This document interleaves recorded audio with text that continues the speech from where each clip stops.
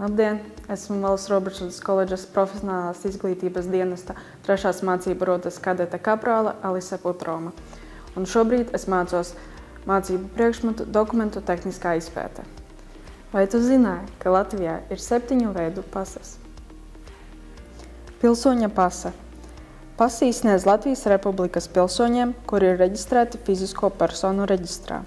Saskaņā ar personu apliecinošo dokumentu likumu no 15 gadu vecuma sasniegšanas personas rīcībā ir jābūt vismaz vienam derīgam personu apliecinošam dokumentam, pasei, personas apliecībai vai abiem šiem minētiem dokumentiem. Nepilsoņa pase.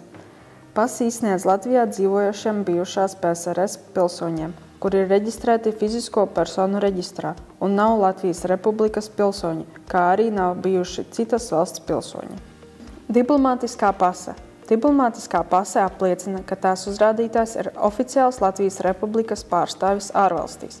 Diplomātisko pasi izsniedz Latvijas Republikas pilsoņiem un tā ir Latvijas Republikas īpašums. Dienesta pase. Dienesta pase apliecina, ka tās turētājs ir valsts amatpersona, kas ieņem vadošo amatu vai persona, kas ir darba vai valsts dienestā attiecībās ar Latvijas Republikas valsts institūciju un dodas uz ārvalstīm pildīt dienesta pienākumus šīs institūcijas uzdevumā vai ir šo personu ģimenes loceklis.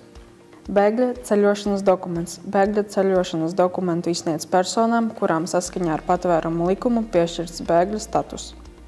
Alternatīvais status. Alternatīvā statusa ceļošanas dokumentu izsniedz personai, kurai saskaņā ar patvēruma likumu piešķirts alternatīvais status.